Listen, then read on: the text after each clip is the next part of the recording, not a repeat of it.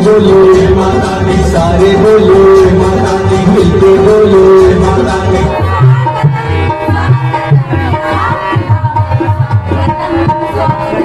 साहेबगंज नगर परिषद के bypass road Ashok चौक के समीप प्रसिद्ध विद्यालय आवासीय टर्निंग पॉइंट स्कूल में स्थापना के 25 साल पूर्ण होने पर बुधवार को मां सरस्वती पूजन एवं रजत जयंती समारोह का भव्य आयोजन किया गया। समारोह में मौजूद मुख्य अतिथि प्रख्यात हिंदी कवि डॉक्टर संजय पंकज, विशिष्ट अतिथि doctor SN Tiwari, professor Sushant Kumar, doctor Farooq Ansari, अध्यक्ष शिवशंकर राय, विद्यालय के प्राचार्य डॉक्टर ओम प्रकाश प्रसाद ने संयुक्त रूप से दीप प्रज्वलन कर कार्यक्रम का शुभारंभ किया। वहीं विद्यालय की निदेशक सुनीता कुमारी ने समारोह में उपस्थित अतिथियों, अभिभावकों एवं क्षेत्र के गणमान्य लोगों का भव्य स्वागत किया। इसी कड़ी में विद्यालय के प्राचार्य डॉक्टर ओम प्रकाश प्रसाद ने अतिथियों को बुके, अंग वस्त्र एवं उपहार देकर सम्मानित किया। वहीं कार्यक्रम का सफल संचालन विद्यालय के शिक्षक विनय कुमार तिवारी ने किया। वहीं इस अवसर पर लगभग 200 से अधिक छात्र एवं छात्राओं ने सांस्कृतिक कार्यक्रम, रंगारंग कार्यक्रम, देशभक्ति समेत दर्जनों कार्यक्रम की सफल प्रस्तुति कर खूब तालियां बटोरी। वहीं विद्यालय के बच्चों के लिए सम्मान समारोह का भी आयोजन किया गया था। विद्यालय के बच्चों को बेहतर करने पर मेडल, मोमेंटो देकर हौसला बढ़ाया गया। बता दें कि आवासीय टर्निंग पॉइंट स्कूल अशोक चौक साहेबगंज लगभग 25 वर्षों से बच्चों को बेहतर शिक्षा, संस्कार एवं विभिन्न क्षेत्रों में तराशने का काम कर रही है। विद्यालय की निदेशक सुनीता कुमारी एवं प्राचार्य डॉक्टर ओम प्रकाश प्रसाद सहित विद्यालय के तमाम शिक्षक अपने मेहनत और संघर्ष से बच्चों के उज्जवल भविष्य के लिए कामयाबी की बुलंदी को प्राप्त करने में अहम योगदान निभा रहे हैं। उनके योगदान और संघर्ष का परिणाम यह है कि आज सैकड़ों बच्चे डॉक्टर, प्रोफेसर, इंजीनियर के साथ साथ विभिन्न विभागों में उच्च पद पर प्राप्त कर देश का नाम रोशन कर रहे हैं। वहीं कार्यक्रम का समापन प्राचार्य डॉक्टर ओम प्रकाश प्रसाद ने धन्यवाद ज्ञापन के साथ किया। देखिए ये खास रिपोर्ट। 25 वर्षीय सफर तय करते हुए एक ऐसे विद्यालय में जिसका अतीत, जिसका वर्तमान इतना स्वर्णिम है कि हमें उसके भविष्य में पूरा विश्वास है। यह आवासीय टर्निंग पॉइंट स्कूल और इस स्कूल में यह पूजा का वातावरण, पूजा के बीच उपस्थित हमारी बेटियां, हमारे बेटे, हमारे बंधु, हमारे समाज के बुजुर्ग और श्रेष्ठ जन वक्त के पांव अनायास ठहर जाएंगे। वक्त के पांव अनायास ठहर जाएंगे। गौर से देखोगे तो कुछ और नजर आएंगे। वक्त के पांव अनायास ठहर जाएंगे। गौर से देखोगे तो कुछ और नजर आएंगे। ध्यान से हमको सुनोगे तो हम रफ्ता रफ्ता कान के जरिए कलेजे में उतर जाएंगे। यह केवल मैं अपने बारे में नहीं कह रहा। आपने सुना मंचासीन समस्त श्रेष्ठ जनों को, अपने आत्मीय जनों को, अपने गुरुजनों को, अपने बुजुर्गों को, अपने आशीर्वाद देने वाले अपने समाज के श्रेष्ठ लोगों को मंच पर उपस्थित हैं। डॉक्टर सच्चिदानंद तिवारी जी, जो विज्ञान के प्राध्यापक होने के बावजूद जिस तरह से धारा प्रवाह हिंदी बोल रहे थे, शेरो शायरी कर रहे थे, बेटे के लिए कुछ, बेटियों के लिए कुछ, सुनते हुए मैं अपने को टटोल रहा था कि जब मेरी बारी आएगी तो मुझे कहां से शुरू होना होगा, क्योंकि मेरा पूरा का पूरा स्टॉक तो यही लोग उड़ाए जा रहे हैं। सारा किस्सा आसमां सारी कहानी ले गया, मुझको दरिया दे गया, दरिया का पानी ले गया। इस अंदाज में बात कर रहे थे हमारे अत्यंत प्रिय आदरणीय डॉक्टर सच्चिदानंद तिवारी जी की। और जब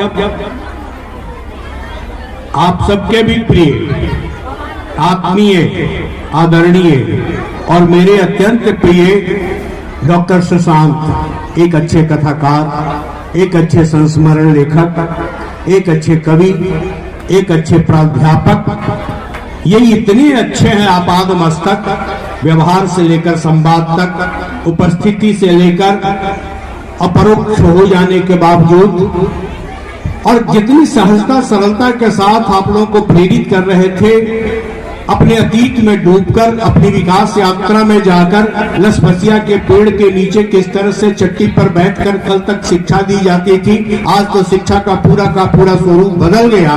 लेकिन आज भी कस्बे में जिस तरह की जीवंतता बची हुई है, जिस तरह का संस्कार और जो संस्कृति है, हम चाहते हैं कि हमारा गांव बचा रहे, हमारी संस्कृति बची रहे, हमारा संस्कार बचा रहे, ताकि हम लसपसिया के पेड़ के नीचे बैठकर भी, चट्टी पर बैठकर भी डॉक्टर सुशांत बन सके।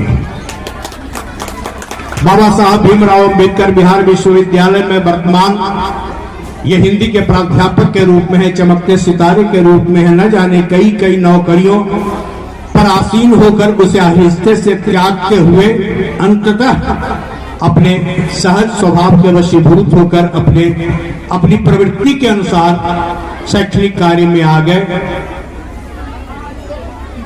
मंच पर उपस्थित हैं इस विद्यालय के अध्यक्ष श्री शिवशंकर जी, उन्हें बहुत बहुत शुभकामनाएं, बहुत बहुत साधुवाद कि आप इस संस्थान के अध्यक्ष हैं।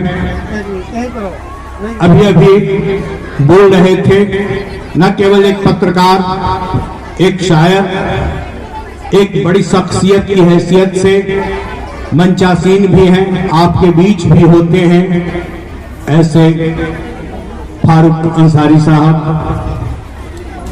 मंच पर उपस्थित हैं। यहां से आयुष्मान पोर्टल चलाते हुए, अपना चैनल चलाते हुए, पत्रकारिता को लंबे समय से जीते हुए श्री भारती जी, मंचासीन और सामने बैठे हुए आप सब, इस विद्यालय के प्राचार्य, गतिशील प्राचार्य, मैथ के शिक्षक होने के बावजूद जिनकी सरलता, जिनकी तत्परता और समाज के लिए बहुत कुछ करने का जज्बा, और उसी जज्बे का यह प्रतिफल है कि इस विद्यालय से शिक्षित होकर, इस विद्यालय से योग्यता हासिल करके विभिन्न प्रतियोगिताओं में सफल होकर आज कई यहाँ के छात्र अभूतपूर्व कार्य करते हुए ऊंचे ऊंचे पदों पर आसीन हैं। आपके सामने बिहार विश्वविद्यालय के एक प्राध्यापक, युवा प्राध्यापक, हिंदी का इस समय का सशक्त लेखक, सशक्त संस्मरणकार श्री सुशांत भी आपके सामने है प्रेरणा के रूप में। अपने किरदार से रोशन जहां कर जाते हैं, अपने किरदार से रोशन जहां कर जाते हैं, बस वही लोग तो जेहनों में उतर जाते हैं। डॉक्टर ओम प्रकाश जी अपने व्यवहार से, अपने ज्ञान से, अपनी शैक्षणिक सूझबूझ और दृष्टि से पीढ़ियों को संवारने वाले न जाने कितने अभिभावकों को तैयार किया है, न जाने कितने अभिभावकों को उनके भविष्य के प्रति आश्वस्त किया है। इस जनपद को कितना तेजस्वी, ओजस्वी और चर्चित बनाया है, जबकि यह साहिबगंज का क्षेत्र साहित्य, संस्कृति, कला, संस्कार में पहले से ही संपन्न है, अग्रणी है, और यहाँ कवियों और शायरों की जमात बार बार आती रही है। हम स्मृति शेष पुण्यात्मा यादव चंद्र पांडे से आज भी प्रभावित होते हैं, आज भी प्रेरित होते हैं, और यह क्षेत्र अपने बुजुर्गों को, अपने पूर्वजों को, अपने पुरखों को बचाए हुए है। यह बहुत बड़ी बात है। नए मकान में चीजें पुरानी कौन रखता है, परिंदों के लिए कुंडों में पानी कौन रखता है। एक हम है जो संभाले हुए हैं, वरना सलीके से बुजुर्गों की निशानी कौन रखता है, सलीके से बुजुर्गों की निशानी कौन रखता है। स्कूल के यशस्वी, तेजस्वी और ओजस्वी प्रिंसिपल डॉक्टर ओम प्रकाश प्रसाद जी का, वो तो बहुत हमारे बारे में कह गए, मैं चंद शब्द कहूँगा। लेकिन सबसे पहले हमारी नज़र जा रही है ऐसे साहित्यकार के पास जिनको बुलाने के लिए ओम प्रकाश जी की इच्छा थी कि कुछ किसी ऐसे विद्वान को बुलाइए। भैया कहते हैं मुझे कि भैया लगे कि वो रजत जयंती, हमारा रजत जयंती हो जाए, तो हम कहे तब वैसे विद्वान को आप स्मार्टफोन से नहीं बुला सकते। माना कि जितने ऑडियंस बैठे हुए सबके हाथ में स्मार्टफोन है और ये स्मार्ट सभा चल रही है। आजकल हर सभा स्मार्ट होती है। हम कहे मुजफ्फरपुर आना होगा और उनके साथ चलना होगा, और गए हम दोनों निवेदन किए और हम आभार प्रकट करते हैं साहेबगंज की भूमि से कि कभी बार डॉक्टर संजय पंकज जी मेरे साथ आए, शोभा बढ़ाए, 4 चांद लगा दिए। सुनिएगा तो और अभिभूत हो जाइएगा। उपस्थित विद्वत जन एवं प्यारे विद्यार्थियों, आप सभी को सरस्वती पूजा की हार्दिक बधाई एवं शुभकामनाएं। साथियों, मंच पर हिंदी साहित्य के मुजफ्फरपुर के ब्रांड एम्बेसडर आदरणीय संजय पंकज जी हैं। उन्हें सुनना अत्यंत ही गौरव की बात है और वो हमारे साहेबगंज की धरती पर हैं। मैं उनका सम्मान करता हूं, अभिनंदन करता हूं, वंदन करता हूं। चूंकि मैं बहुत अधिक फॉर्मेलिटी में नहीं जाऊंगा, समय कम है, आपको बहुत सारा काम करना है, इसलिए मैं कुछ अपनी बातें आपके समक्ष रखूंगा। 25 साल पहले की बात है, मैं इस स्कूल में पढ़ता था। शायद उस समय यह कोचिंग से स्कूल में परिवर्तित हो रहा था, तब की बात है। मैं पहला विद्यार्थी था जो यहाँ रहने आया था। उससे पहले मैं एक ऐसे गांव का विद्यार्थी जो बोरा चट्टी लेकर और लसफसिया का पेड़ जानते हैं ना, उसके नीचे बैठकर पढ़ता था।